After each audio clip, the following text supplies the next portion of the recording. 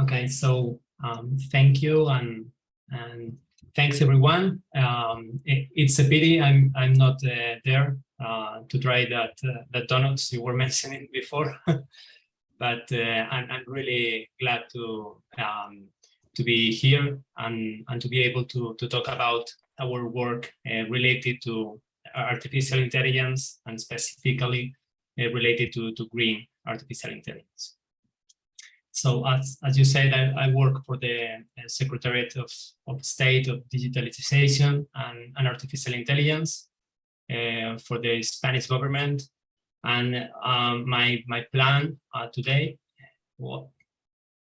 is just to briefly introduce the Spanish artificial intelligence strategy, what we call the ENIA, and then move to the risks and opportunities for green tech and specifically green artificial intelligence that we have spotted during the definition of the strategy, and then focus on one part of this strategy, which is the National Green Algorithms Program. So starting with the Spanish artificial intelligence strategy, this is a work that we have been performing for more than a year and a half already. When we created the strategy, we defined some objectives and so some social challenges. As you can imagine, this is not only related to technology, but also related to public policies, social policies. So the objectives basically were to bring scientific excellence and innovation within the area for the country. Second was to use the Spanish language as a leverage, and this is oriented to the national natural language plan, the creation of qualified jobs, transformation of the productive model, to create a trusted environment for artificial intelligence, to bring humanistic principles, and also we specifically mentioned the bringing inclusive and sustainable artificial intelligence. So as you can see, basically, roughly half of the objectives are related somehow to sustainability and green policies. Related to the social challenges, we identified four: the gender gap, digital gap, territorial balance, and sustainability again. So as you can see from the very beginning, green policies were part of the artificial intelligence strategy. Related to the strategic axis, in the first one, it was to drive scientific research in the area of artificial intelligence. Second, the development of digital skills.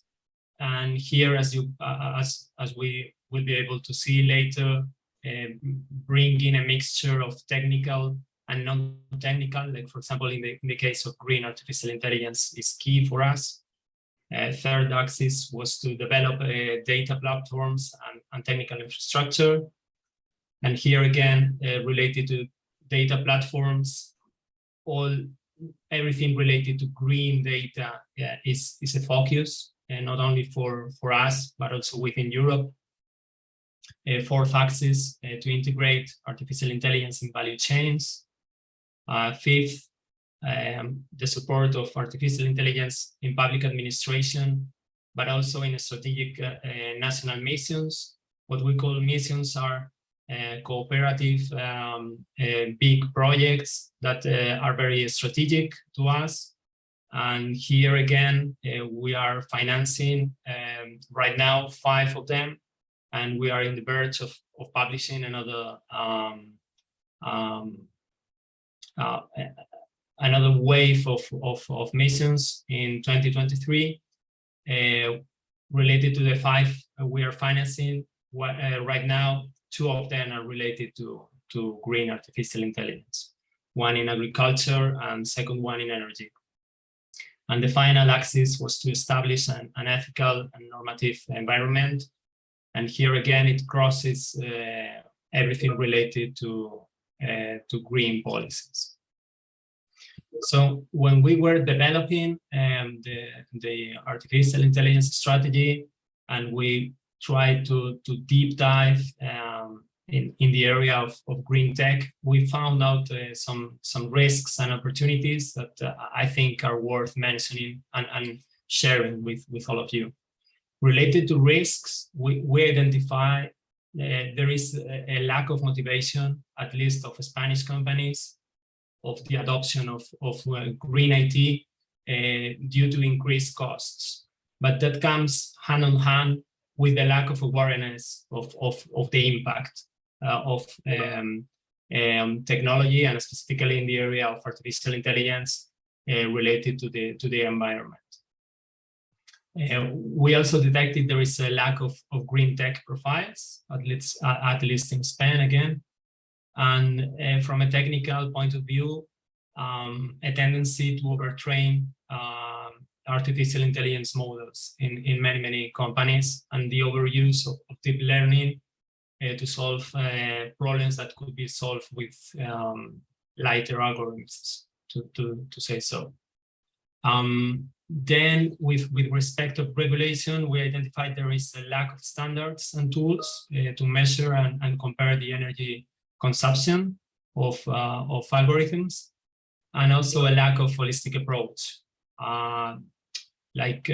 We could find some companies were focusing on the design phase, others related to execution or hardware, but there is a lack of holistic approach.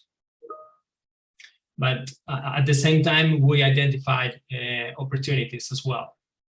First, that we think there is the opportunity of bring added value and to make a different brand of artificial intelligence, taking green principles into account. Second was that we could, or at least we think we can find new application areas in the context of green technology for artificial intelligence models. And this drives to the appearance of the exploitation of a potential new market there. So there is an opportunity. Also, we think when we mix technology, and in our case, artificial intelligence and green policies, we are bringing the ecological transition to front page. So it is like another level. And there's also the opportunity to identify and share best practices among companies and tech providers. So with all these risks and opportunities, we got deeper in the artificial intelligence strategy, and we defined what we call the National Green Algorithms Program, which is a program that is focused entirely on green tech and green artificial intelligence. So this program has some own objectives. First is to reduce the carbon footprint through the use of artificial intelligence, both in the sense that reducing the impact building and executing these models has in this footprint, but also using artificial intelligence to solve problems. Second, to raise this social awareness we identified was lacking, at least here in Spain. Third, the creation of energy consumption tools, which we think it's needed. Also to create a community and something that is cross-related. So forgetting about only the technical aspects of artificial intelligence and bringing experts from different fields, like humanistics, green experts, bring everything together. Also the creation for the companies of a green tech quality seals. The identification of application areas in which artificial intelligence can solve environmental challenges, and also from a strategic point of view to improve the Spanish position in this area.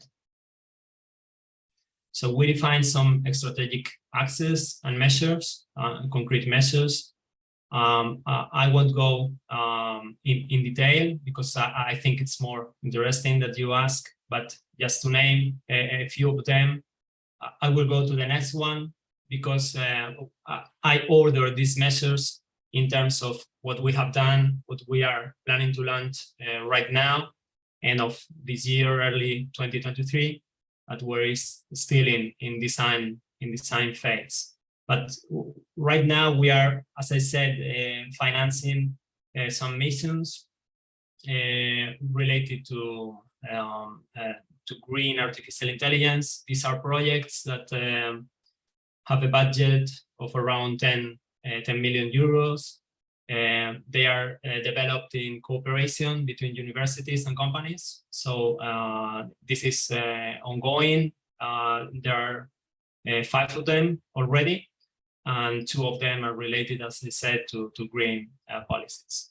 We also are planning to launch in some months some academic chairs, and one it is going to be specifically defined for green artificial intelligence. We also plan to execute some measures, probably as contracts to build or develop these standards and tools to measure these energy consumptions, as I said, and to create the quality seal and a certification for the companies that want to differentiate themselves, saying that they not only build great artificial intelligence algorithms, but they do it in a sustainable manner. And we also plan to launch what we call the Green Artificial Intelligence Challenges. These are going to be open challenges for academia and companies that, based on open data generation that is going to be provided, they can compete or try to solve challenges that are relevant for the Spanish government. And then, in a later point of view, it is planned to create the Spanish network of excellence in artificial intelligence, and they are going to have one topic related to the environmental impact of artificial intelligence, and also to finance research through a program called the Spain Talent Hub. And there again, we are going to target specifically green artificial intelligence. So as you can see, we basically mix everything. And then I'm going to finish the presentation with the expected benefits, or why we are trying to mix this technology and green policies, what we can expect from this mixture. And we think mixing everything impacts in 4 key areas. First is the scientific point of view. There we think we can identify or develop new research areas, bringing cooperation between different kind of academic profiles. Second, from the social point of view, to raise awareness and specifically to change behavior patterns and bring these principles into the education of kids even. Like they have to be aware that when we are using technology, this has an impact. So I think this is also important. In the third place, from the economic point of view, we think green artificial intelligence brings opportunities to create added value services and new business models, and these are worth to exploit. And finally, from the pure environmental point of view, bringing these best practices, we think can be really useful to reduce energy consumption in the execution of these kind of algorithms, and also to bring the technology to solve environmental challenges. And that's all from my side. It was a pleasure, and I'm here for your questions. Okay, thank you, David. Could I ask that we hold off on any kind of bigger questions until we get into the larger discussion? But if there are any small questions about clarification from David on some of the ideas that he presented, we could quickly get those while we're going to the next speaker. Otherwise, you could start brewing up some more deep questions to challenge David. This is a very timely, green AI is a very timely topic at the moment. So I think we'll be interested to delve into that. Well, why don't we, ones, please. easy questions, of course. Why don't we jump into Andreas? Why don't we move on to your presentation? But thank you.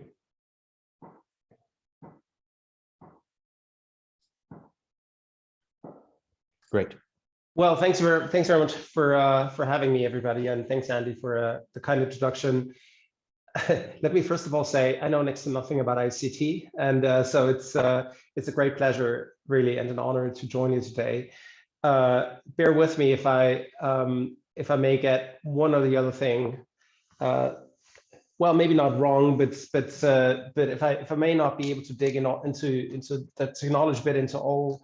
In all its facets and details, but what we've done in our research, and that's what I want to share a little bit, is we've dug into the question of what technology means for the clean energy transition, and I think that it segues well, or it kind of tallies well with David's presentation, because there is a lot of policy involved, and there's some quite big policy challenges out there that transcend actually national borders. We're talking about a global issue here, and what I'd like to do is I'd like to shed light a little bit on a normative dimension of clean tech and what it does for the energy transition, and I'd also like to go beyond the OECD world, because there's already something emerging there, which David quickly alluded to, which is a divide between the North and the South. We have been talking about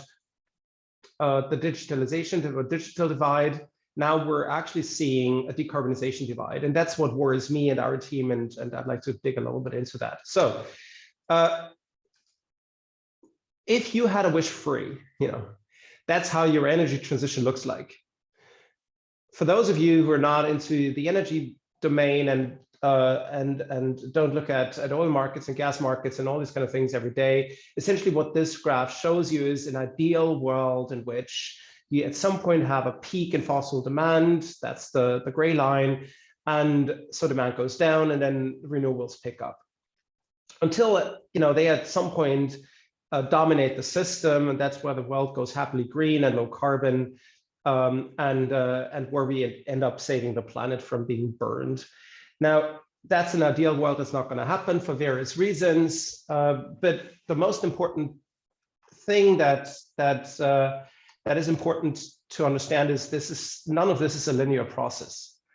I mean, we've seen what transitions do from various points to other end states. Think about transitions from authoritarian regimes to democracy. This is not a linear process, it's bumpy. Think about transitions from planned economies to market economies.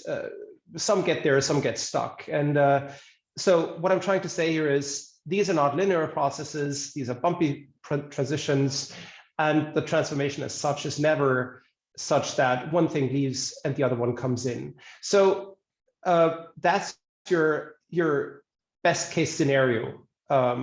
If you look at the energy transition and how it might look like. But let's assume we're kind of aiming for that, because that's in the end what we're doing. What is it that it takes to get there? And my message here is it takes two things. The first is it takes technology. You essentially need to build up a renewable energy base, a clean tech base to get your systems from high to low carbon. And for that, you essentially need knowledge. You need a sound and robust technology bases to not only turn your existing systems from fossil to clean, but also to build, if you don't have it yet, an energy system that's sustainable. So you don't want to rely on coal. What you want to do is, or other fossil fuels, what you want to do is you want to rely on wind, on solar, on tidal energy, and all these kind of things. Now, what we did is we looked into the patents of who holds those technologies. These are not my data, and this is even not my graphs, but what the Bertelsmann Foundation did, and they did it very well, and they could do it better than we did, is they looked at what they call the world-class patents. So not every patent matters when it comes to technology and building up a sustainable energy base. It's the high-performing patents. And so what they did is they looked at where they are, in fact, across the world. Key message here, mostly in the OECD world and East Asia, and that's essentially China, South Korea, and Japan. Well, are they not? They're not anywhere where most of the future emissions are.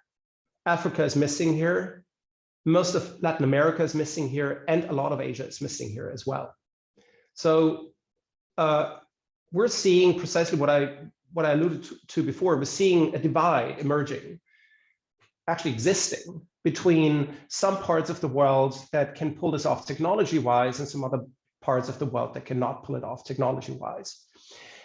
Maybe a word on world-class patents and what they entail. Essentially, world-class patents are all about not only generation, but they're also about conversion, storage, anything that you need to build a system that gets you into a low-carbon future and that allows you to generate added value for the local economy. It's not only about deploying stuff. It's not only about putting a few solar PVs on your rooftops. It's essentially about embedding those in the national economy and to make them productive in terms of economic added value. That's precisely why you need world-class patents. Now, you can argue if you don't have technology and clean tech patents, and if you don't hold the IPR, the intellectual property rights, what you can do is actually you can buy them, and that's right. So you can, what you can do is essentially you can rely on foreign direct investments and financial flows to bring them to you, because what FDIs typically do is they bring technology on the back of the investment. It's not only money coming in and capital, it's what they do, and they typically build plants and facilities and all these kind of things. So what we did is we looked a little bit into the investment patterns that we see out there in renewable energy. That's a subsegment of clean tech, and it only is about generation. So what I'm showing you here is the numbers for 2019, and I think this is a good year to look at, because 2020 was a bit of a year, as we know. 21 wasn't great either, and 22 isn't over. So the reference point of 2019 is a good point in time to look at what's happening. And essentially, the long and the short of it is, well, the good news is more than half of renewable energy investment goes to the non-OECD world. That has been different. About 10, 15 years ago, most of it would be OECD. That's Europe, the US, Japan. Now, this has changed. But if you unpack capacity investment in renewables, essentially it is, and if you look at developing countries, the non-OECD part of it, it essentially is China and India and a bit of the rest of the developing world. So that's the right bulk. If you look at, to the left bulk, you see it broken down to countries. And again, there's a couple of regions featuring strongly, and countries also from Latin America, for instance, Brazil features strongly. What does not feature at all is Africa, and other parts of Latin America, for instance, don't feature strongly either. Which means they're not only lacking the technology base to pull off the clean energy transition, they also don't get the FDI in, on the back of which the technology gap could be closed. And that's a problem. Why is this a problem? Well, because technology is key not only for pulling off the clean energy transition, it's also important for economic upgrading. And here, let me just maybe go a little bit into what some of you obviously are a lot more familiar with than I do. But if you look into the innovations literature, and if you just take a very basic model, and I'm looking at the Bell model here, essentially you have three ways in which technology can travel. One, that's flow A, as capital services design. That's the hardware. That's your battery. That's your smart grid. That's your PV and solar panel. That kind of stuff. Flow B is a little bit more sophisticated. That's about operating stuff, maintaining stuff.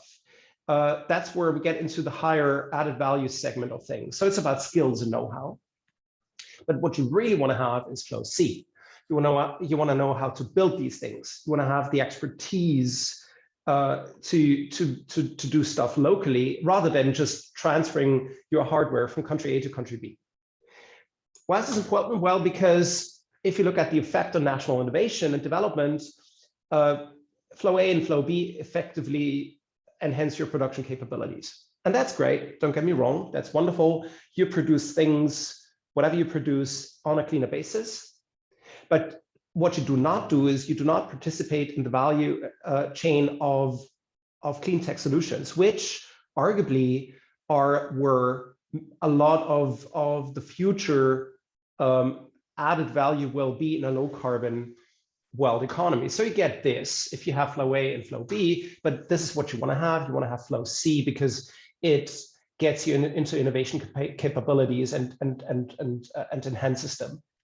If that doesn't happen, then you will be a technology taker. That's fine, but you will not be able to embed them locally in your domestic economy to make them economically productive. And that's where added value comes in, which is not going to be there, which then you cannot tax, redistribute, run social systems on, and all these kind of things. Which means, to put this in very blunt terms, short of real technology transfer, and that includes flow C, you don't get any green industrialization in developing nations. And that's, to some extent, the promise coming with the energy transition. A key promise is essentially, look, guys, you go green together with us, and you're going to be able to economically upgrade your countries and share in the benefits of the future low carbon economy. So that's an issue that has come to concern me quite a bit, and slowly but surely, but only slowly, that penny is dropping also in the policy domain.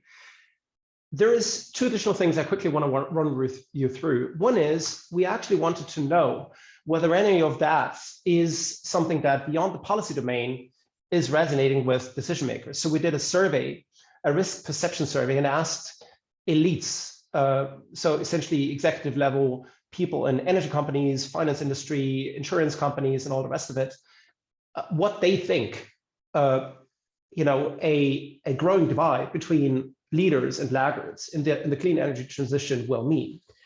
And what we get is a very interesting picture. First of all, they all see a great deal of stranded asset risk for countries that decarbonize late, which, just as a quick reflection, speaks against the principle of common but differentiated responsibilities, right? I mean, the whole idea that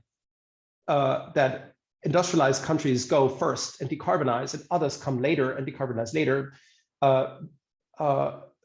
benefiting from low technology costs. That's a great idea in principle, underpinning UN debates, but it doesn't really bode well with the idea of, well, what do you do if you have put a lot of dollars into a low carbon system?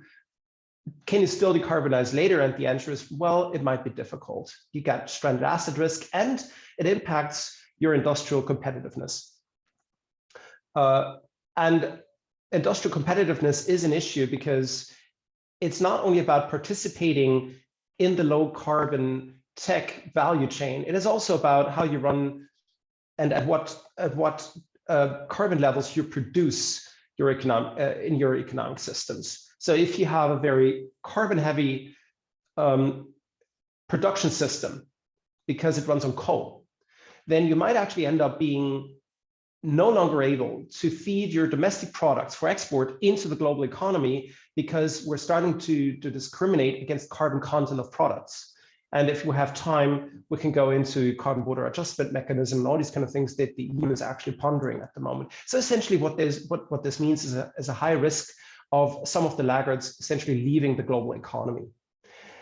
And then we have a final thing. I quickly want to run through this without stressing it too much, but I think part of the divide story, if you will, is that most of the stuff that we need for our technologies to work going forward in a clean manner aren't actually really clean. So we're looking at, I just put a few numbers from the IMF here, at, critical minerals, any transition metals that you need, from lithium to cobalt to copper to nickel and so on and so forth.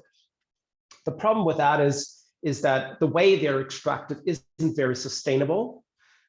So there's even some scholars talking about the decarbonization divide within countries, particularly from countries of the global south, where most of those metals come from and minerals come from. But there's colleagues at IISD who have actually done an interesting thing. That's their research, not mine.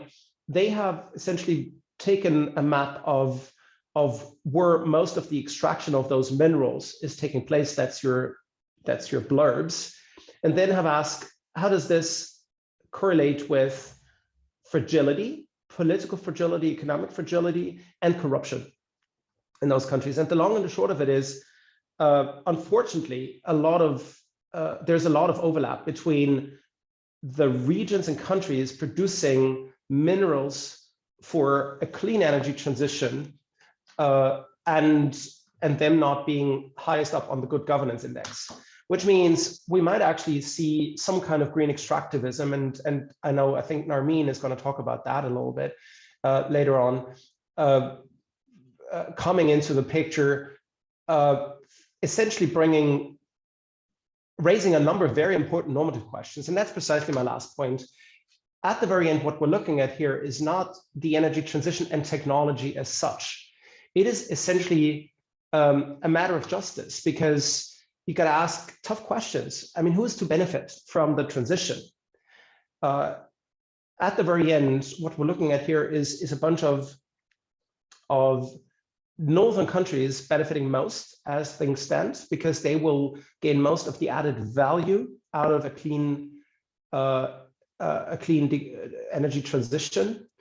And it is also them holding the IPR and being able to mobilize the finance that's needed. So what you need to do is you need to think about veritable technology transfer. And there's things out there, but they aren't great. We have looked into those. I can share a little bit later why they don't work. But you also need to think about clean finance flows. You need to think about de-risking, and at scale. We're talking about $5 trillion a year that need to go into the clean energy transition. That's essentially $1 trillion more than the German economy. And so what we're looking at here is a matter of distributional justice. But on top of that, you need to think about procedural and recognition justice, vulnerable groups, the way in which they can weigh in and benefit from information, become part of decision processes. I'm just putting a few buzzwords here. Everyone knows EITI, but probably we need to look into this also by way of including transition metals and other things. We need a green Marshall Plan in the end to pull this off globally, because otherwise we get stuck in a situation where parts of the world go happily green and the others don't. So we need to rethink the normative dimension of all of this and go beyond the purely technology and technology finance bit of all of this. And with that, I'd very much like to stop, and thank you very much for your kind attention. Thank you. Okay, thank you, Andreas. A really fascinating discussion of the global energy landscape and the challenges that we have ahead. I like your idea of a green Marshall Plan. Very ambitious, but desperately needed. Are there any quick questions of clarification for Andreas? Okay. Why don't we move on to our third speaker, Narmeen. Narmeen, do you want to try to share your slides? Otherwise, I can share. Oh, there they are. Perfect. Great. So thank you very much for inviting me today. So my name is Normin. I work for the Greens at the European Parliament. Just to explain a bit what is the Greens effort at the European Parliament, is basically a parliamentary group that has been created in 1984, and we have 74 politicians from across Europe representing the Greens at the Parliament. It's the fourth largest group, which means that it's not as big as, for instance, the right wing or EPP, but we represent mainly the Green Movement, the Pirates and Independent Movement, and the European Free Alliance. So at the Parliament currently, just to contextualize what's going on, we have the European Commission, who has, so the European Commission is distinct from the European Parliament, and this is something important to know. I don't know if you can still see my screen, because I couldn't see you, so I'm trying to find a way to see both at the same time. Yeah, you could go to full screen mode you could go to the slideshow mode or presentation mode on your slides. We can see your slides, but okay, I won't see you then. Okay, never mind. I'll do it like that. So yeah, the European Commission is really distinct from the European Parliament, especially because the European Commission is the one proposing a legislation, and then it's being debated by the European Parliament, and then voted by the European Parliament and the Council, which represent member states. So the European Commission, in the political guidelines, presented and committed to actively lead the transition to a healthy planet and a new digital world. And this is what we called a twin transition. And to succeed into that task, Ursula von der Leyen, the Commission President, actually put forward on the 11th of March a circular economy action plan, which includes different legislative proposals. One was on the sustainable batteries, and other was what we call the Sustainable Product Initiative. And there are so many others. For instance, there is one also on the Common Charter that is not listed into the document because I didn't want to go into too many details. But sorry, what we've Nermeen, seen so far. Sorry, yeah. your slides are smaller now. Actually, maybe we can you maybe try to maximize, or I can share my screen too if it helps. But there's somehow they're kind of cut off. Why don't I share my screen and you can just tell me to go forward? Yeah. So if you want to stop sharing, I'll.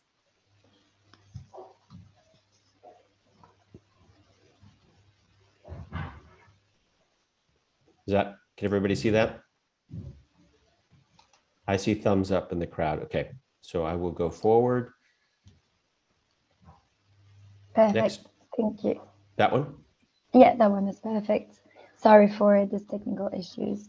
So yeah, as I was saying, the Common Charter proposal, which is basically one that is setting one charger for every devices, was being discussed by the European Commission, the Parliament, and the Council. But there are also many legislative proposals being put forward by the Commission. I wanted to mainly focus on the Sustainable Product Initiative. Can we go to the next slide, please? Which basically would revise an existing legislation called the Eco-Design Directive. And that the aim of that directive is mainly to ensure that we have devices that are reusable, durable, repairable, and recyclable. Why are we actually revising this Eco-Design Directive? Is mainly because it has shown some loopholes, and that we've seen that mainly we would need to improve how devices are being repaired. So far, we are all aware that it's been quite difficult, for instance, to repair an iPhone or a Samsung at the moment. So showing that directive has not worked really well.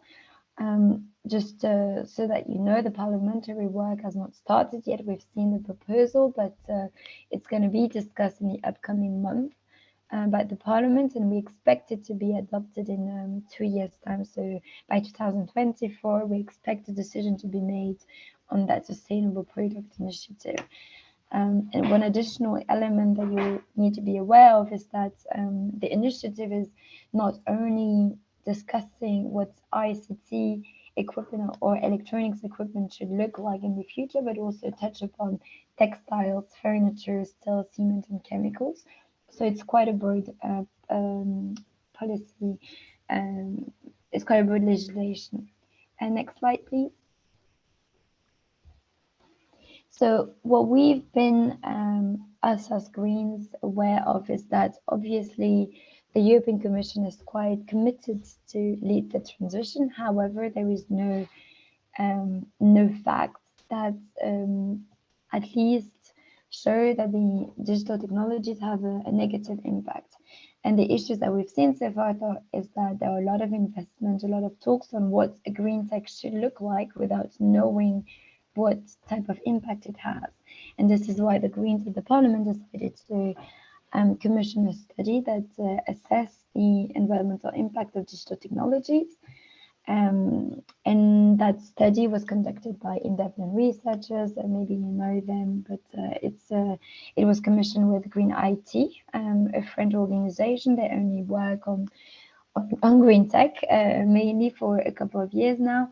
So Frédéric Bordage, Lorraine de Montenay have written that study.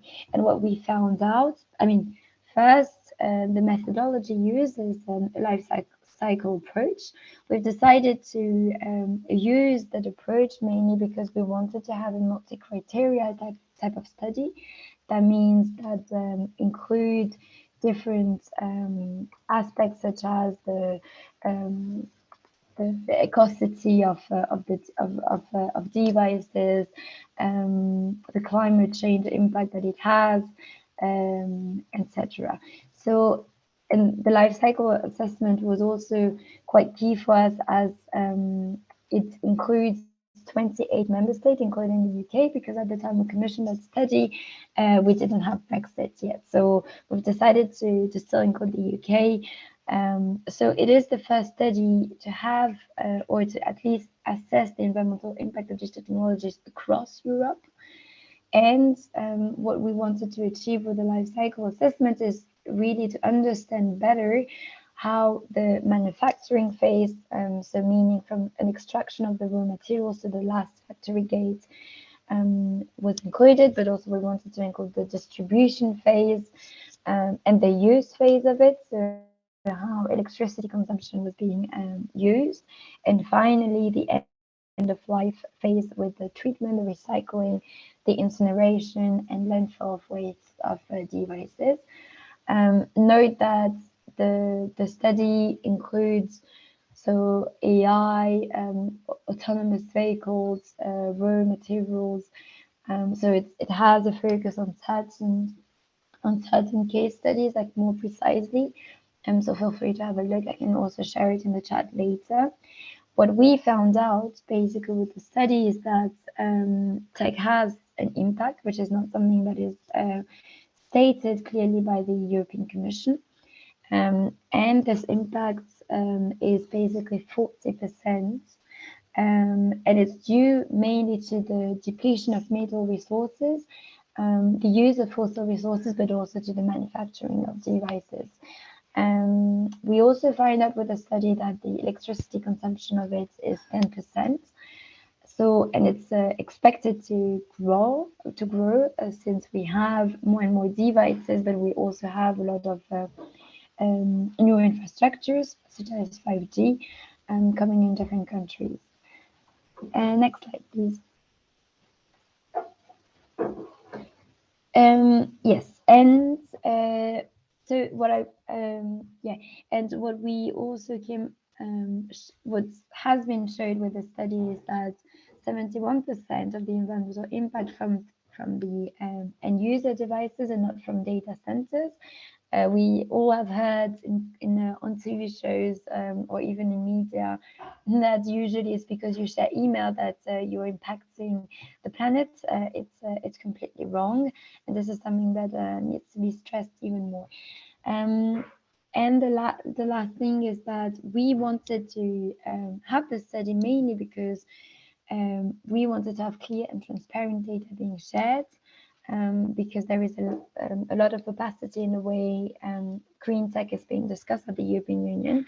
I don't know how familiar you are, but lobbying here at the European Parliament is quite important. We have big tech companies coming to a member of the European Parliament, our politicians, with arguments that goes against that type of assessment, and also statements that also show the unwillingness of certain companies. I'm not creating an heterogeneous group of companies, but a big amount of them are unwilling to disclose the data they have on their own impacts and doing some greenwashing. This is why the study is quite important as the first step to having a transparent collection and publication of environmental data, and we hope to see it as systemized and mandatory in the future. We believe strongly that the LCA, the life cycle assessment, the life cycle approach should be a mandatory environmental assessment taken by the Commission and also implemented by the companies, and voila. So next slide, please. Now with the study, we asked the researchers to come up with some policy recommendations that would help us work on future legislations. And what we found out with that study is that there are 3 key ways to tackle at least the environmental impact of digital technologies. The first pillar is mainly to have fewer but also longer lasting and sustainable digital devices. It seems like it's quite an easy type of recommendation, but when you know the amount of assumption that the impact of tech is due to data center, that type of recommendation makes completely sense, because it's mainly the fact that we're producing more and more devices that we have an issue with the tech. And what they come up with is that our devices should be multifunctional. So one device should be used for different type of aspect instead of like just one. Also, they suggested having or at least defined forms of obsolescence by extending the legal duration of software update periods to a minimum of 5 years. But also to incentivize the second-hand purchases and refurbishment with consumer protections. So having consumers being able to pay for second-hand devices, but also to repair second-hand devices, because so far what we've seen is that devices, when you want to repair your device, is quite expensive, and it can cost as much as a new device. And now the second pillar that they brought up to our attention was the fact that we need reliable data on digital responsibility. What does it mean is that we would like to see created a scientific observatory and committee capable of actually providing consensus and peer-reviewed information. And that could be to the European Commission. And yeah, the second point is obviously, as I mentioned before, that we would like to have obligatory environmental impact assessments for manufacturers, but also distributors. And we would like to see a labeling of digital products. What we call the labeling is basically a repair score, where you're completely aware of how repairable your device would be. We've seen this for instance, your light bulbs, where you know exactly how energy intensive it is, and that could be replicable with repairable devices. The third pillar is mainly on strengthening our autonomy on raw materials. We've seen discussions at EU level on how Europe is relying on China, but not only, on other countries, and that we will need at some point to rethink how autonomous we would like to be as the European Union. And this is why we would like to become an industrial leader in secondary raw materials by establishing efficient recyclability standards and targets, but also ensure the systemic collection of e-waste and prevents illegal pathways, because so far where do we find our e-waste is mainly in Ghana, where we ask children to recycle devices, which is absolutely a shame and goes against a lot of UN convention, and that we would like to completely ban and avoid. And finally, we've been advised to ban the opening of new raw materials mining in Europe. Yeah, next slide, please. So as I was mentioning before, we wanted the study mainly because we wanted to have a guiding principle for our policies that aligns with our planetary limitations. I mean, as Greens, obviously, what we care mostly about is to protect the planet, but also fight for the implementation of human rights. And this is why we would like to see more resilient business models to support European businesses. We also would like to see more transparency. We would like to also have technologies that help us achieve the goals of the European Green Deal instead of hampering it. And finally, we would like to establish a genuine right to repair in Europe and encourage a culture of repair and reuse. Finally, boosting more confidence to users in the second-hand good market is something that we really would like to see implemented in the future. And yeah, I think the next slide, there is one last slide. Yeah, and I just wanted to re-emphasize finally how committed we are to this cause. We've brought to the attention to the Commission the importance of having a digital transition that promotes a green transition. We also shared a couple of letters to the Commission where we called them to introduce clear legislative proposals for a sustainable circular data center in the EU. And finally, we've worked on a couple of reports on the right to repair in the past. Next slide, please. Finally, if you would like to come up to us with ideas or we would like to see some support from us, feel free to reach out to me, obviously. And if you have any question on our campaigns on this issue, feel free to go on our campaign's website. I've put the link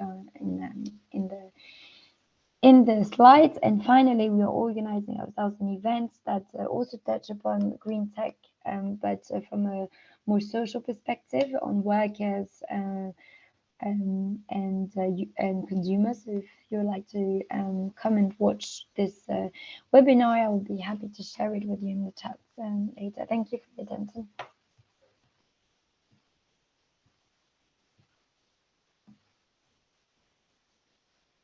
Okay, thank you, Narmeen. Really, really interesting work. Any quick clarification questions for Narmeen before we open it up for sort of a broader discussion?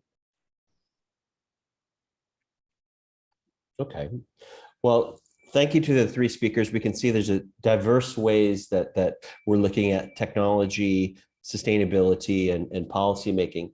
Maybe I can ask a first question of the three speakers, and David, I promise not to ask anything difficult. But I mean, so you're all thinking about how is it that we can steer technology towards sustainable ends, and you've got different strategies, whether they be trying to support, trying to regulate, trying to inform consumers, and so on. What are your thoughts? Are you feeling optimistic? Do you think this is going to work out in the coming decade or so? Or are you feeling pessimistic? From Andres, I heard a little bit of pessimism, maybe, but David, you seem to be fairly optimistic. Do you think these measures are going to be successful? I mean, I know we need to try, but what do you think? Yeah, I think the key is exactly what you said. I mean, we have identified and also hearing the other two talks from my colleagues, it is obvious that there is something there. There is something we have to do. Probably, in my opinion, the first step is related to education and awareness. Like this is something that if you talk to industry, if you talk to public administrations, it is like, yeah, I know there is some kind of balance, or there is some kind of connection between technology and environmental challenges, but this is all what you get. So we have to go deeper. And for example, all the data that my colleagues presented today, it is really, really interesting, all the findings that they are getting, and we have to move and put that into practice. So the short answer is, I don't know, but as you said, we need to start with the first step. And I won't say I'm optimistic related to results, but I would say I'm optimistic in the things that there is an increase in awareness, especially in the area of artificial intelligence related to the humanistic principles, ethics. So for me, this is another part of these ethics. Like technology has to be responsible with human rights, but also with environmental issues. So this is the first step, and I really hope this is not the last one. Right, thank you, David. Andres, did I characterize you right in saying you're a bit pessimistic, maybe, in kind of an increasing decarbonization divide worldwide? Andy, excuse me. We have some questions here. No, it's Coral here. Yeah, here. Sorry, Coral. I am. So we have some questions here in the room. If you think, can I ask the panelists just to answer my first question, and then we can go to the room. Is that okay? Okay. Andres, please go ahead. Oh, absolutely. I'll try and be quick. I guess, well, is glass half full or half empty? I guess it very much depends on what you're looking at. I mean, for the sake of the argument, if we're looking at technology solutions, clean tech solutions, and what they can do for clean energy access, then I think we have very good news here. I mean, the world has lifted more than a billion people out of energy poverty over the last decade or so. A lot of that is China, but not necessarily only China. And we're getting better and better and better at it. And that changes people's lives and realities wherever they are, in rural communities, in LDCs and developing countries more generally. So if you ask me for the effect of clean tech, and that's deployment, right? That's getting hardware from A to B. On what they do for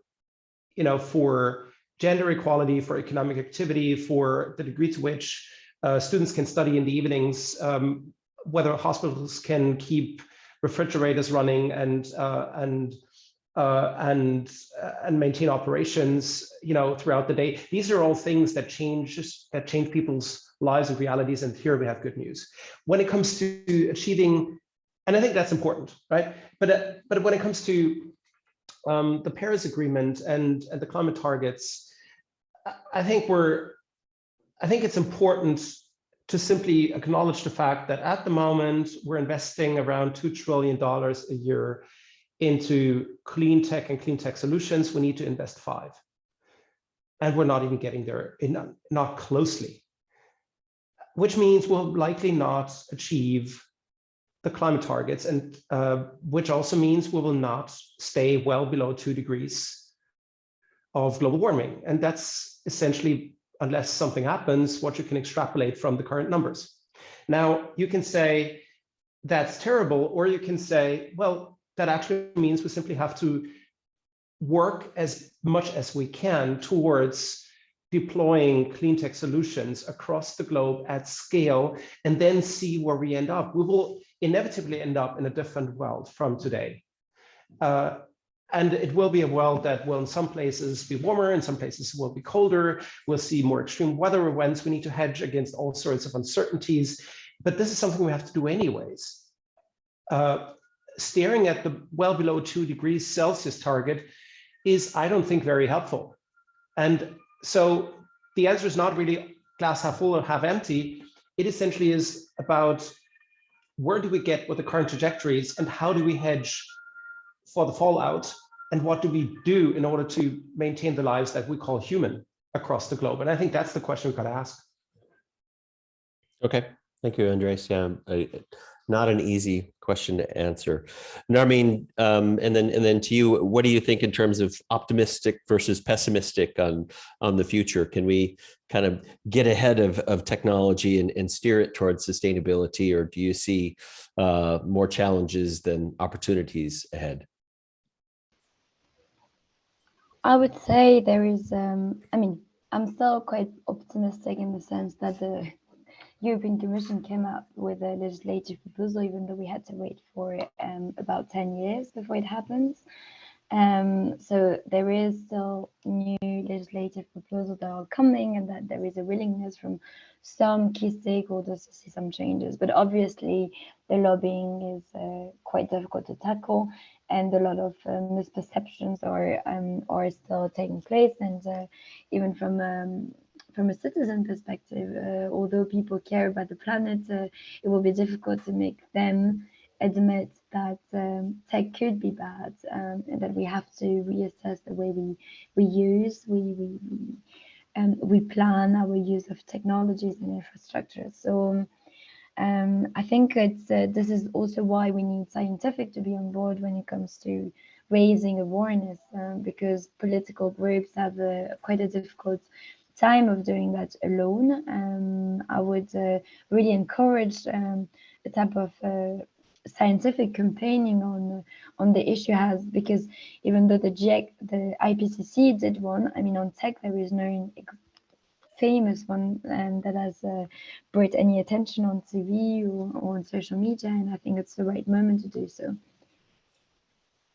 Okay, thank you, Narmeen. We've got a couple of questions online here, but I'm gonna turn it over to Coral and get some IRL questions from the audience there, and then we'll come back to Patricia and Zhao. I see your hands raised, so we'll get to you.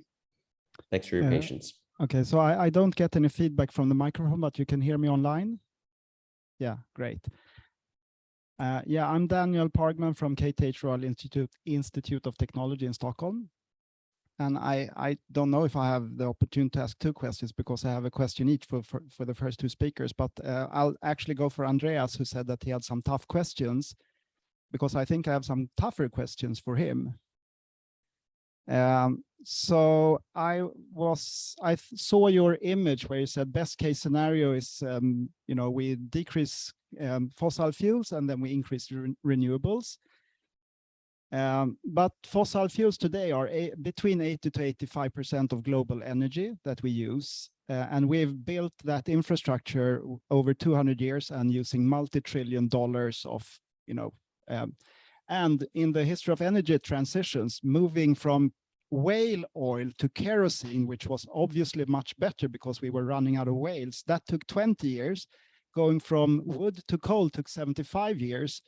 But you are also, in fact, suggesting that the renewable energy will overtake current levels of energy use. And I can't see that happening. So looking at Wikipedia, I see that fossil fuels today are 83% and other are 17%. So we would need to increase other energy sources by a factor of 6 to make up for decreasing fossil fuels. But okay, on nuclear is 4, that's a bit player, but then, you know, renewables are 13%, of which more than half is hydro, and we can't grow that by 50 or 100%. So if you just look at other sources, that's 6%. We would need to increase it by a factor of 17 just to reach current levels of energy use in the world. And your image implied that we would increase it further. So and energy transitions take decades, and we don't have decades. The Paris Agreement states that we will do our best to go below 2 degrees higher than pre-industrial times to avoid climate catastrophe. And I don't see that you argue that we should. And I do appreciate your energy justice perspective. I just see it as unrealistic. In any and all ways, I'm sorry to say. So that is a very tough question of mine. And I would instead, if your question had said we should increase renewables, but they would reach kind of like half of current levels of energy use or fossil fuel use, then I wouldn't perhaps have asked the question, but we obviously need to decrease global energy use. So what is your answer to that?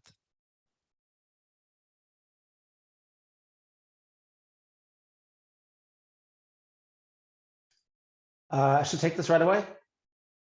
Okay, great. Thank you. Look, great question. Two quick things. First of all, possibly I should have stated this more clearly. My shiny happy world scenario and the two crossing lines, this is not my graph. It is essentially an extrapolation of a Paris compatible transformation pathway. And it's a stylized pathway. If you look at it, fossil fuels don't leave the system altogether. They stay in a little bit. So we need to decarbonize whatever left. But in the end, this is not me saying we're going to do this. You get such a graph the moment you take seriously the Paris Agreement and you ask, what does it take to make the Paris Agreement a reality? And then you can boil this down to transition pathways, emission pathways, technology learning curves, and obviously investment patterns. And I've talked a little bit about that. But these are essentially calculations, extrapolations towards an end. And the end is essentially well below 2 degree scenario. I'm not saying we're getting there. I think I've made this clear. We're just, if you look at the investment patterns, we're not even close to achieving what we need to do. So I totally appreciate your numbers here. And I appreciate the element of path dependency, which is very, very strong in the energy domain. But maybe just to maybe make 2 quick points. One, I don't think energy use is going to decrease. This is, in some scenarios, we have such a pattern, but in most scenarios, at some point, energy demand moves sideways, and you get a global decoupling between energy use and economic activity. Something that we've seen in the OECD world already, and that is projected to extend to the non-OECD world. Energy use as such will probably not go down unless we get into a degrowth scenario or other kind of stuff. And I don't see us going there, at least not as part of a capitalist global system. The other thing I'd quickly like to say is, let's maybe move away a lot. So at the very end, I'm a social scientist, right? I'm not an engineer. So I'm not looking at the engineering solution to scaling up things. What I'm interested in is socioeconomic systems. And the way I would think about the whole conundrum is not by way of asking how much can we build up and how quickly and all these kind of things. What I'm asking is, for instance, how do we tilt parts of the system so that they are conducive to facilitating that? And that gets us into a conversation around tipping points, and not only climate tipping points, but social tipping points. And tipping points, and Federico Otto and quite a few other people have written very smart things about that. Tipping points that need to look at subsectors. We need to look at the finance sector for the sake of the argument. We can find a way of tipping those and tilting it towards a sustainable finance pathway so that the fossil stuff doesn't find the money anymore. We can think about education, people behavior. Behavior changes very slowly only. But the moment you start tilting the educational sector, that has an effect. Think about public procurement for the sake of the argument. The moment you build in and mainstream a sustainability target into that, it might actually tilt public investment, and so on and so forth. You essentially try and identify all those sectors and ways in which you can leverage tipping points and get to those. And that essentially flattens the curve, not the technology as such. I think a lot more needs to come together. And yes, I don't have the solution for it, but I think that's a way to go forward. And whether we get there in the end and prevent the planet from being burned, I'm not sure I have a question from that. I would hope we do. Okay. Thank you, Andreas. Coral, do you have another question, IRL question? Do you want to take a question from the live or this one? Okay, thank you. Thank you. It's Thibaut Pierson from UC Louvain in Belgium speaking. I would like to, thanks for the talks. I would like to ask a question that could be maybe a transversal one for the three talks. Recently, Europe outsourced the CHIPS Act, which basically aims to produce 20 to 25% of the chips in Europe, so just to produce them, and they are about to put like 44 billion euros on the table to do that in the 8 next years, so up to 2030. But there is not a single line on environmental impacts in this proposition. And so my question is, from a policy making point of view, do you really think it's like, how do you see it? Where do you see the coherency of this with regard to what you said in the three talks, like the impact of manufacturing, what you call clean tech, if I may ask, what does it mean? And for the first one, which is also like I would say maybe a bit techno-centric way to deploy AI, which is also based on infrastructure. So my question is really, from a policy-making point of view, how do you see it? Do you see it coherently with regard to Paris Agreement and that kind of stuff? That there is not even one single line in that 44 billion CHIPS Act, which is coming now. Okay. Any thoughts from the panel on that, on this commitment to European production of microchips? Maybe I can start taking this question and I'll leave Andreas a breath. I agree. I mean, when we are talking about the chips, there is a lot of policies related to this huge line of action. But at the same point, I think, or at least, I mean, we are involved in our Secretariat to this chips line from Europe, and I think it is still a little bit too early in the sense that it is still a work in progress.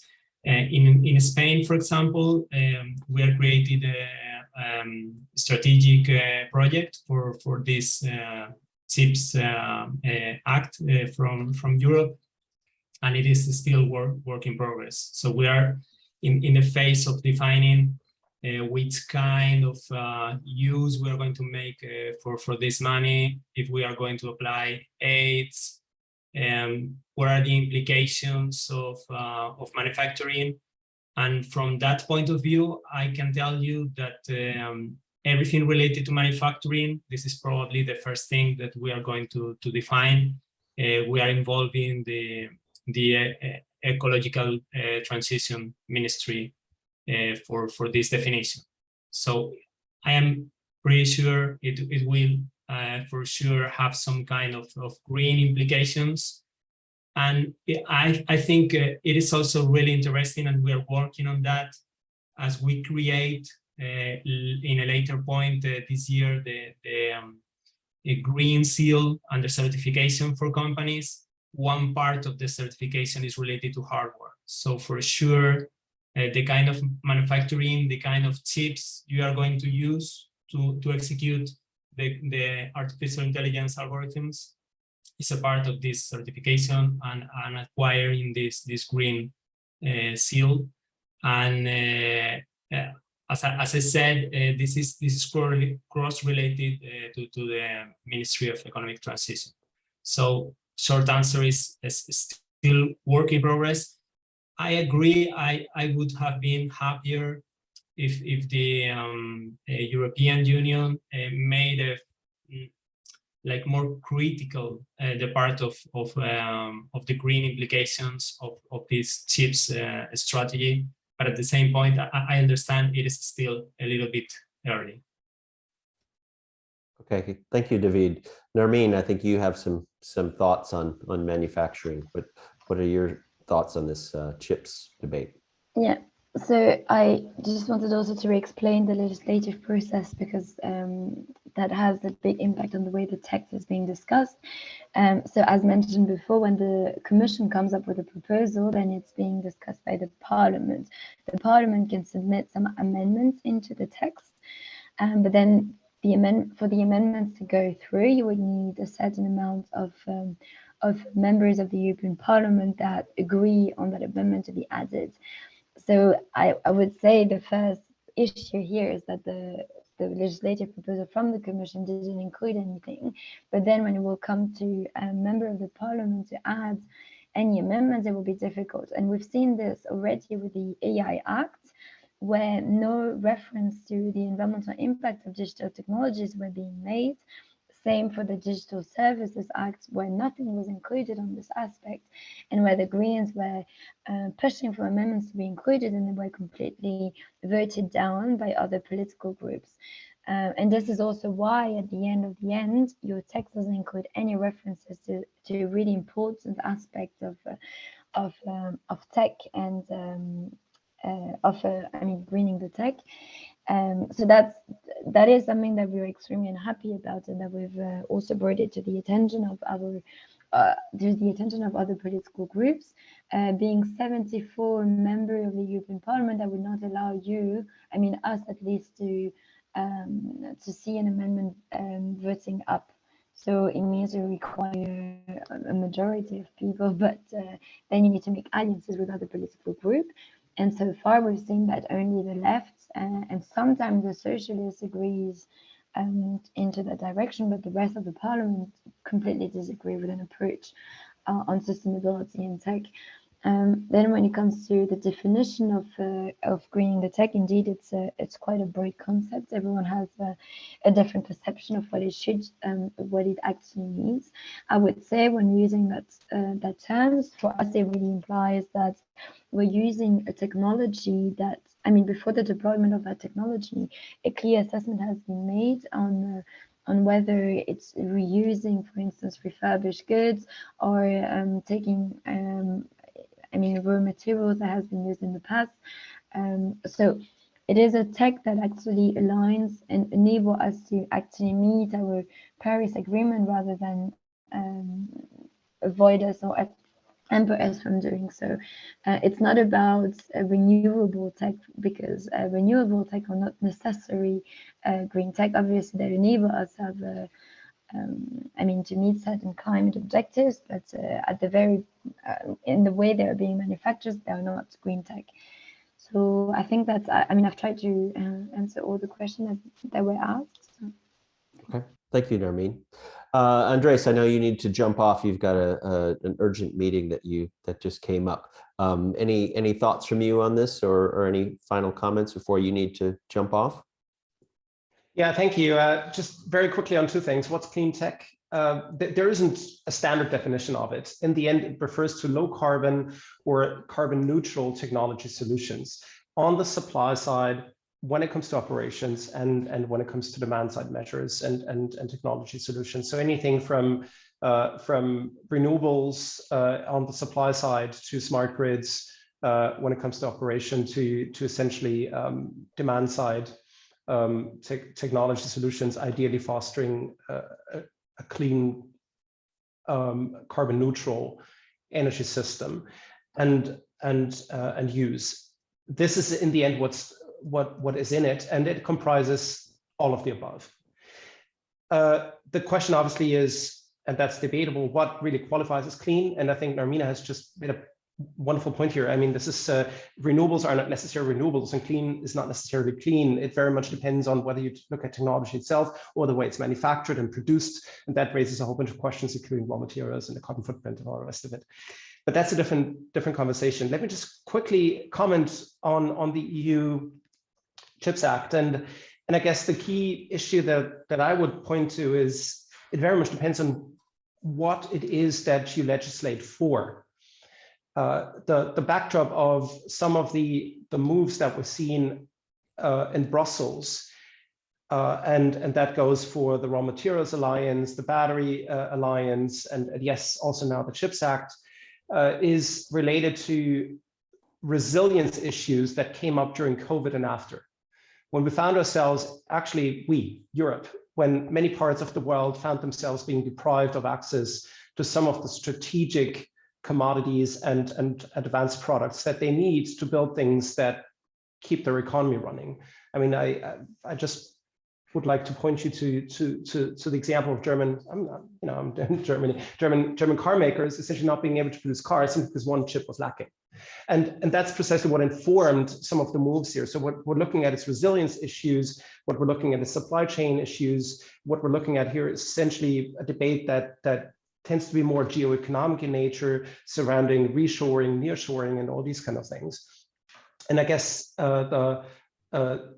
what takes a backseat here is essentially the discussions around sustainability and climate targets. So I guess this is a little bit also something that we need to bear in mind, and that's the reality of EU lawmaking, I'm afraid. But Narmeen knows so much more about that than I do. And let me also take the opportunity to thank you all. I need to apologize because I have to run for a meeting that just came up this morning, so I need to jump a little bit earlier, but it was a great pleasure to talk to you and to have that great discussion. So thanks very much for that. Thank you, Andreas. Narmeen, I think you wanted to jump back in and had a final thought about this before we move on to another question. Oh, no, all good. It wasn't all done, sorry. Okay, no worries. Coral, do we have maybe one more IRL question there, and then we'll move to, we've got a couple of questions here online.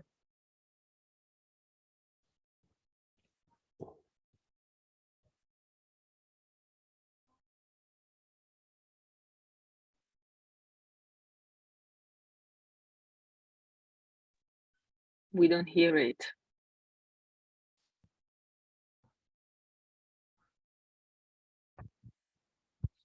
Sorry, can you hear me now? Yes. Excellent. Thank you. My name's Charlie Wilson from University of Oxford, and this is a question for both of the remaining panelists. Imagine a Spanish digital company develops some new AI, which makes it dramatically cheaper and easier to extract energy resources from nature, both fossil fuels and renewables. And this results in increased resource extraction of both fossil fuels and renewables, which helps decarbonization, but also creates these geopolitical risks that Andreas was talking about. What would be your first choice regulatory intervention to address this problem? Would you try and support the good aspects or constrain the bad aspects of this AI? And do you think your preferred regulatory solution would be politically viable? Well, David, the promise to give you easy questions, that's out the window now. Sorry about that. Thanks, Charlie, for the great question. They broke the promise, yeah. Okay, yeah. That's really a tough one, but that is also really difficult to answer, because this is a little bit like science fiction. It is like we are having the same issue from the ethics point of view. Like when we are working in the regulation of artificial intelligence in Europe, and my colleagues know a lot about this issue, there is a really tough compromise on, are you protecting human rights? This is really, really important, as everyone can imagine. But if you are regulating too much, you are killing innovation. And this is also really, really important. So finding a balance has a no clear answer. So if you think about that and you have a look about which country is doing what, everyone is trying to balance in a different way.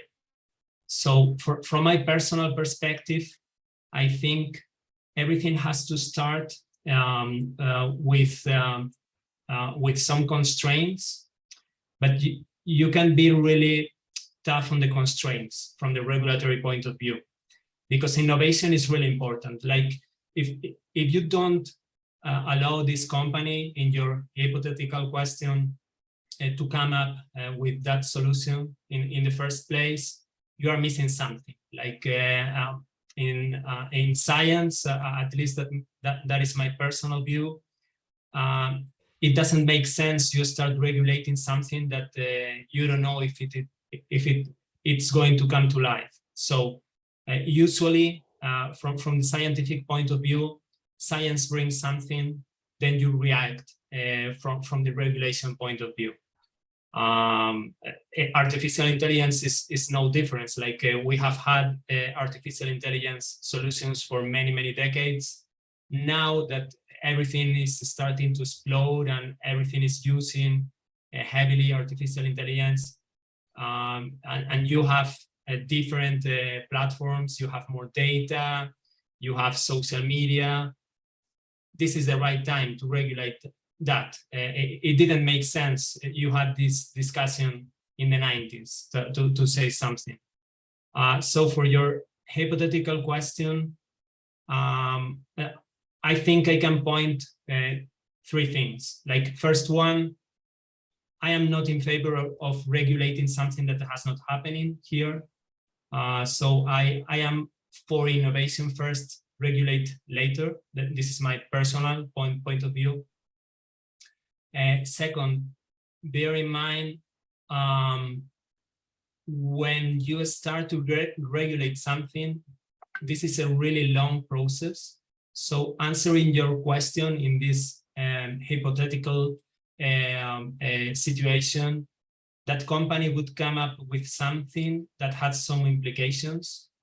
And until you reach the point you can regulate something, there is going to be a period of time in which you are going to assume there are going to be some implications, both good and bad, because there is nothing regulated.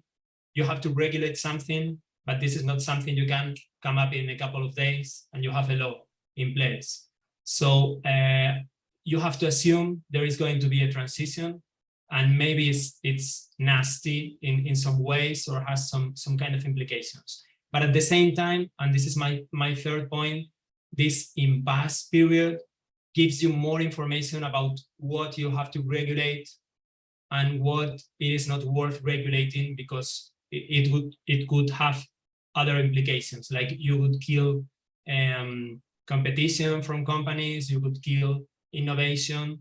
So this is more or less the cycle you have to follow. So in my opinion, my personal view, just to wrap up, just wait until something happens, then you take advantage of this impasse period, then you decide what you have to regulate and what not. Okay, thank you, David. Narmeen, what do you think about this tension between sort of regulating versus encouraging innovation? I mean, I would say that it's not because we're creating certain limitation to how we use tech that it would absolutely hamper innovation. Obviously, we should still have the right incentive, and by incentive I mean the financial ones as well as the regulatory one. I would say that the fact that we are just reconsidering the way we use tech would just lead to a more rationalized way of creating new devices, but also the way we create more innovation. So to me, obviously, we need to assess, but as long as we have financial incentive on place, but also a regulatory one that would enable people to take, to lead on project, that would not be hampered. Okay, thank you, Narmeen. Can we move to a couple of online questions here? Thank you, Patricia, for your patience. Please feel free to unmute and ask your question or make your comment. Thank you. It was anyway an interesting discussion, so no patience here. I wanted to share my reaction to the presentation of Narmeen specifically. So I was a bit disturbed by two messages, and maybe I misunderstood, but I wanted to point these two aspects out. I think the the work, the report, what you presented on digital technologies is very interesting and important. However, one aspect was that, at least I was understood throughout the presentation, you were referring interchangeably to ICT. And ICT includes also software, which is my core of interest. And I think we have to be careful about what we claim about the impacts and the focus, because if we talk about digital technologies, I think, correct me if I'm wrong, we talk mainly about hardware, and not necessarily this should and includes also the operation phase, as the other keynote speaker was mentioning before. And it is wrong to mix the two things. And the second comment is, I really appreciate you mentioning the business model. So we know that in ICT, there are many business models that focus on financial gains more than the impact, the sustainable impact on society. I think it's the wrong message to claim that we should neglect, or it's not important to focus on data center and data traffic, simply because if data centers, for instance, are very energy efficient or exploit 100% of the renewable energies, it doesn't mean necessarily that they use these technologies sustainably. This is a big discussion in the Netherlands, and as we say, we have a lot of running large hyperscalers in the middle of nowhere that require a lot of data traffic, for instance, for AI important systems and the related data collection and processing, blockchain technologies, bitcoins, and cloud-based sectors. And there is a lot of waste in the way these resources are being used by applications and by data management. So I'm a bit critical here, but I think it's really important to make this discrimination.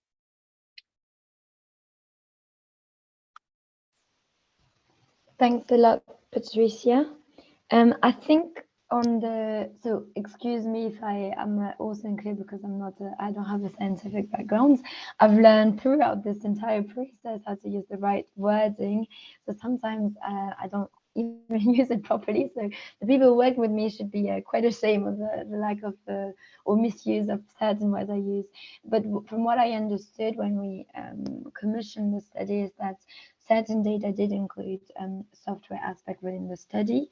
And that they used a database for that. So it's not only hardware, it also includes software. But I would prefer you to directly go back to the study, since I don't want to also mislead you in the way that the study has been drafted.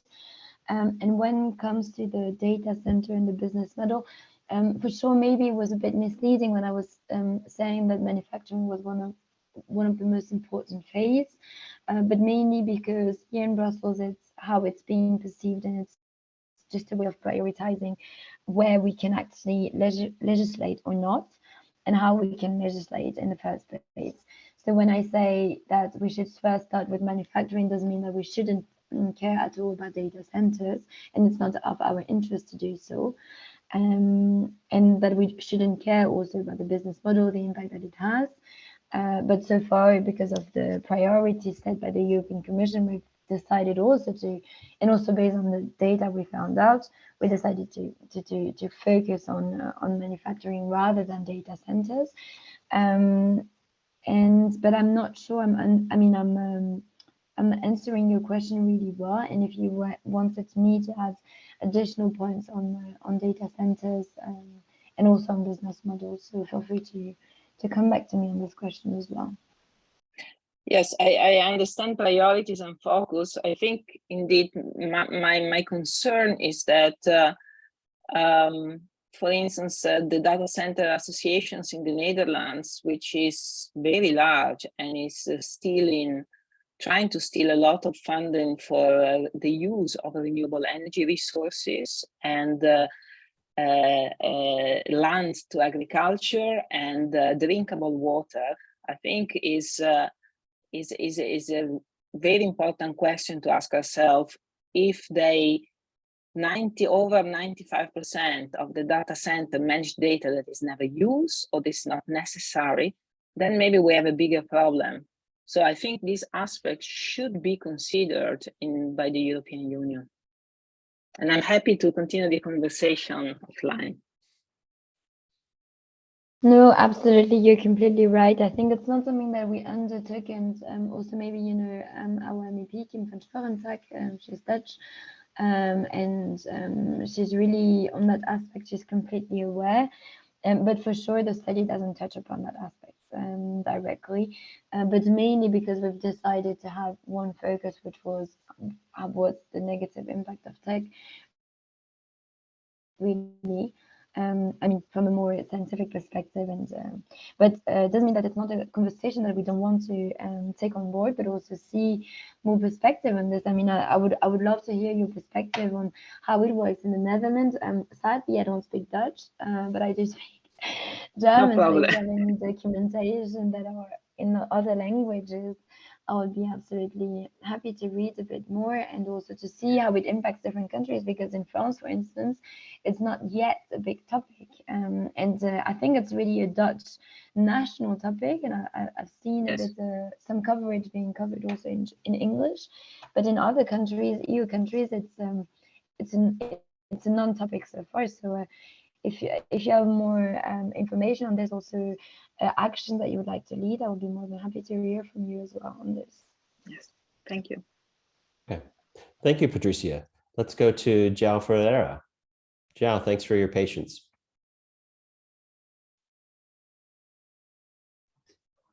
Hello. Hello. My name is João. I'm from the University of Coimbra, Portugal, and this question is for David. David, you talked about reducing power consumption by intelligence artificial algorithm and reducing footprint and etc. So I would like to understand. I have a doubt about when you present, when you make your presentation. I would like to know if the proposal is to change the current used algorithm or use it in new areas. So and think with me, what makes an algorithm green? How its comparison is made? Are they changing the native algorithm? I don't know what change is made. Is there any performance impact? Okay, thank you for the question. That's a good one, because we don't have the time to explain a lot of the work we do in the Secretariat. But when I talk about green algorithms and encouraging green algorithms, what we do from a regulation or from an incentive point of view within the ministry and the Secretariat is to put in place programs for the Spanish companies to drive them towards the strategic areas we identify. So in this case, this is not something we are doing as a public administration in our area, because we have some kind of algorithms, but we are talking about putting measures in places to encourage Spanish industry to get their artificial intelligence or their technology greener, so to say. Okay, so that mixes with your next question. What is for us a green artificial intelligence or green algorithms? And for this, it was really nice, the last question for Patricia, because we exactly identify the two paths Patricia mentioned. One thing we can think about the green algorithms is to try to find the best practices for the tech providers in Spain to make their algorithms more efficient in terms of software, planning, training, or execution. Like, for example, so we are trying to get an holistic approach, as I said, like from green by design, like from the design of the algorithm to the implementation of this algorithm, the deployment, where are you going to execute that algorithm, and with which hardware. So this is something we would like to come up with a best practice guide for the companies to raise their awareness. And this is hand to hand with the green quality seal we plan to launch. Like if you comply these best practices, you can get certified somehow, so that we provide the incentive for the companies to do that. And the second path, and this is very interesting because Patricia mentioned that in the last question, is, okay, this is one path, but second, maybe you are defining an artificial intelligence model that is not particularly efficient, or it is consuming a lot of resources, but this model is devoted to solve some kind of environmental problem. Like, for example, if someone comes with an algorithm that can save water for the whole country, maybe the algorithm itself is not green, but you can consider it green, or another kind of green, if you like to see that way, because it is contributing to something green. So these two paths will be considered like in a different kind of certifications for companies. Like either you come up with measures to make your algorithms more efficient, or you come up with innovative solutions that aim at solving environmental challenges that we have in Spain in this case. Okay, thank you, David. You're welcome. Thank you, David.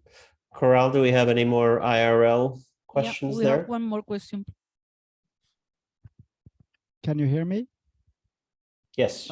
Okay, so I'm still Daniel Pargman from KTH Royal Institute of Technology. And I know that David asked for, or sort of requested, not too hard questions, and I'm trying to remember if a promise was made. I don't really remember, but I can authoritatively state that I have not made such a promise.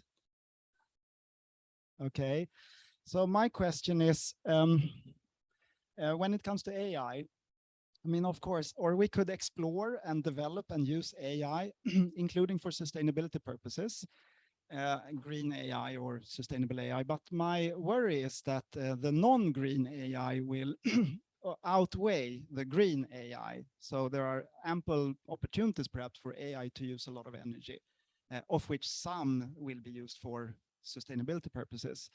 And I'm sure that if you just hand out lots of money to computer researchers, we'll probably think of many fun and energy consuming uses of AI. So here is my question is a question of priorities. Perhaps it would be better to identify real world sustainability problems and then ask how we can apply computing in general or AI in particular to solve them. Perhaps the money should be given to sustainability researchers, and computer scientists who are interested in helping them attain those goals should apply for money for sustainability money, for example. So we do have the Paris Agreement again, which states that, anyway. And then we have the Exponential Roadmap Initiative and their carbon law, which states that we should strive to decrease carbon emissions by 50% per decade, 3 times in a row between 2020 and 2050. So, you know, I think that AI for green purposes should perhaps be AI to help fulfill the Paris Agreement, and perhaps that should not limit innovation, but innovation should be harnessed or directed in such a, in that direction, which is sort of like a reverse of what I feel is the current trend of like AI, including green AI. So my question is a question of priorities then, and like who leads and who follows? And isn't there a problem with giving a lot of money for sustainable AI if that also means giving a lot of money for AI, of which perhaps most will be non-sustainable?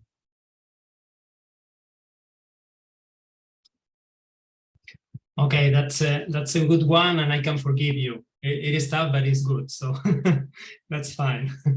Next time I won't say I don't want difficult questions, because you took like, okay, so we are going to find a harder one. Okay, so yeah, it is, as I said, a really difficult balance. But what I can tell you is what we are doing in some measures of our national strategy. That I think it comes like midway, like, because for us, from an artificial intelligence strategy, I think it is a holistic approach for the artificial intelligence. So you cannot drive all the strategy in terms of the Paris Agreement, but at the same time, you have to take into account the Paris Agreement. So, for example, what we have made in some measures, it is like, for the missions we are going to finance that are devoted to environmental issues, and we are going to finance a couple of ones next year. We are preparing the definition of the research lines we want to finance, and for that we have conducted an external study, and it is multidimensional. Like we have technicians and we have people from different areas, and green experts are engaged there.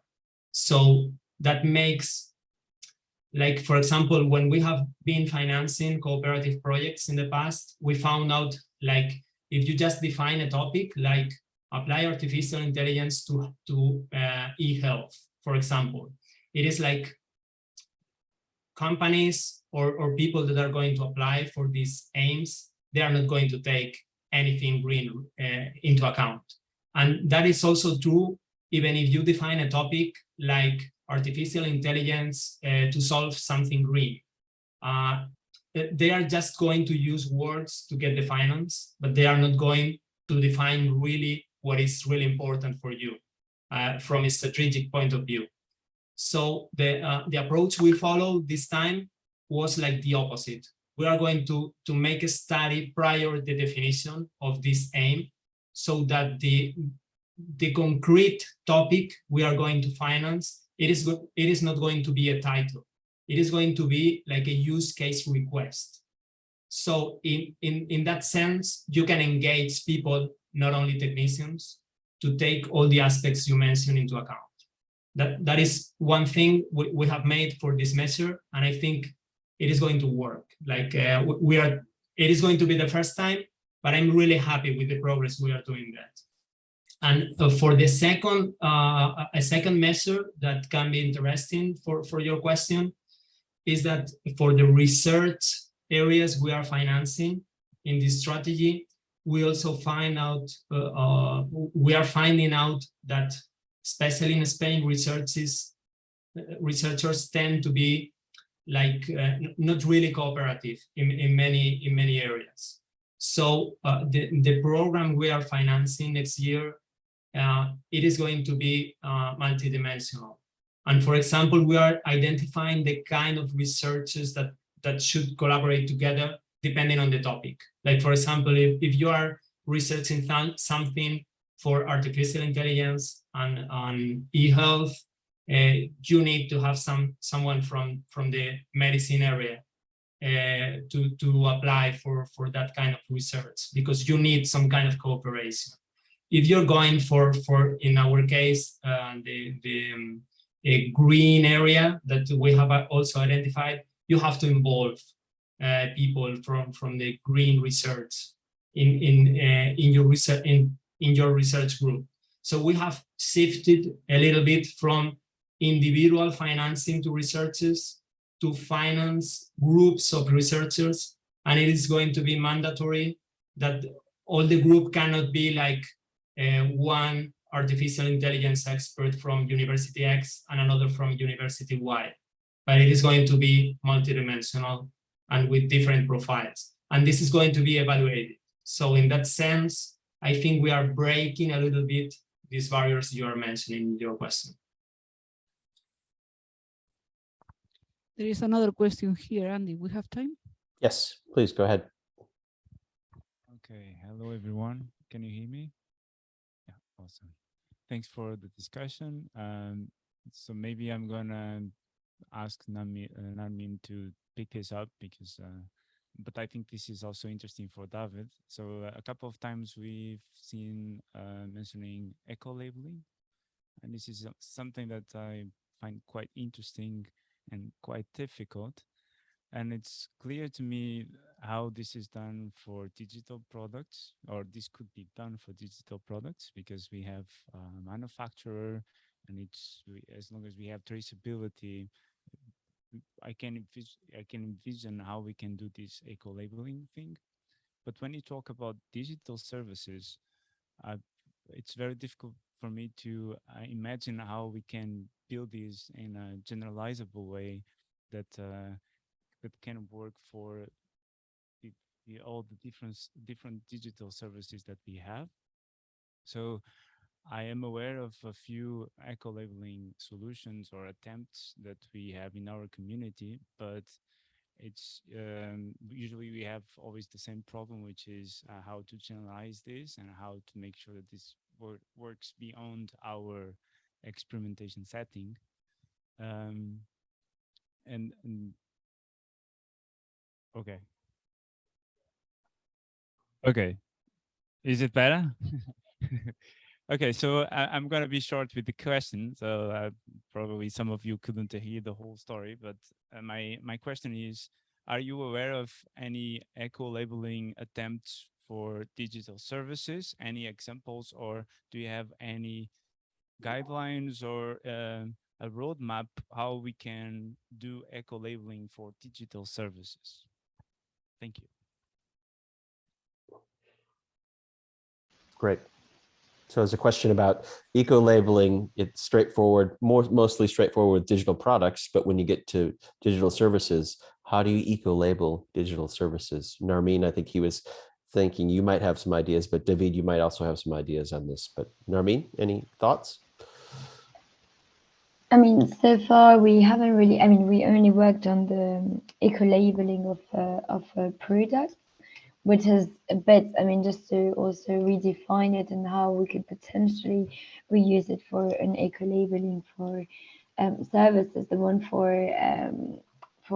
devices is about mainly the accessible of product design, the tools needed to perform the repair, the availability of spare parts, and the prices of spare parts. I think when it comes to the labeling of services, mainly we could take into account, for instance, the overusage of data and the fact that we can, that certain platforms could not collect certain amount of data, which will limit data being stored at a certain point.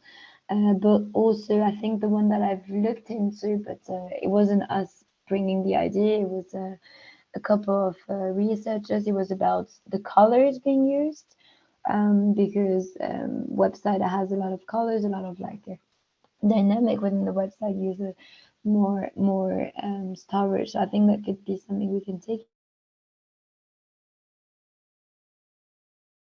into account when we do labeling for platforms or online services.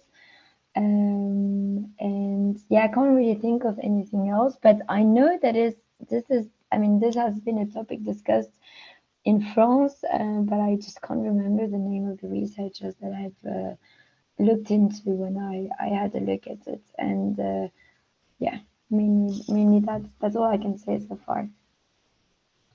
Okay, thank you, Narmeen. David, any thoughts on eco-labeling? Yeah, I can only point to the work the Gaia X, the French Gaia X working group is doing in this area.